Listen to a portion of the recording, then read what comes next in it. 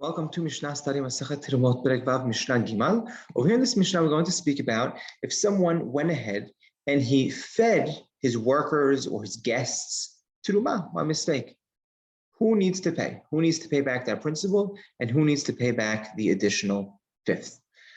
So Hamachilet Po'alavet or Hav Teruma. A person feeds his Po'alim and his workers or his guests Teruma, right, by mistake.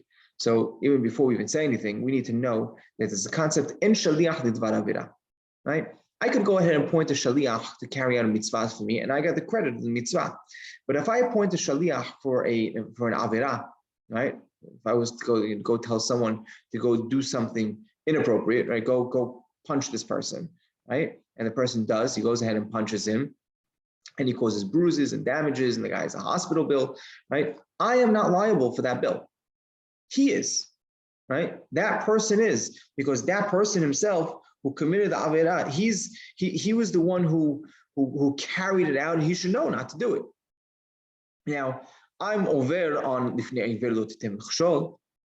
right? I can't put a stumbling block in front of a blind person, but I won't get punished from the betin for something like that. Right. I'm also over on the words of Hashem. Al tashet yadecha rasha. Right. I can't go ahead and lend a hand to an evil person.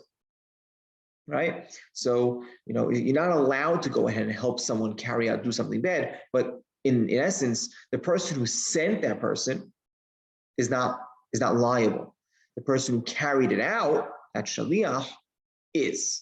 Now let's read this Mishnah. So someone who feeds his workers or his guests Teruma, right? So he committed a sin here, right? He shouldn't have done that.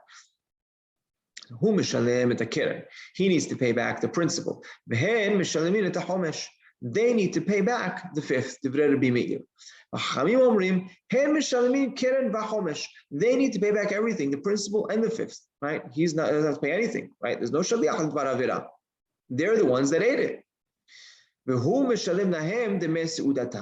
he needs to go back and pay back them the value of the seudah, right? The value of the food that they just ate, right? So they pay back the principal in the fifth, and they get paid back the value of the seudah. Now, what's interesting now is what's the difference between Hachamim and Rabbi Meir? Hachamim and Rabbi Meir also said that the owner pays the principal and the guests pay the fifth. Hachamim say, the guests are paying the principal on the fifth, but they get the principal paid back, right? I should say the principal paid back. They get the meal paid back, which seemingly is the principal, but it's really not the whole principal. What's the difference between Rabbi Meir and Hachamim? According to Hachamim, when he needs to pay back the value of the seudah, what kind of seudah did they eat? They ate a seudah that was made up of teruma.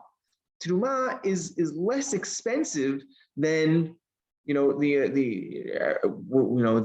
principle, right? So we see over here, right? And Bartanura points this out. The difference between Rabbi Meir and Hachamim is the dmet teruma, right? Is one person is saying you need to go back and pay the full value, right? And the keren and the homesh.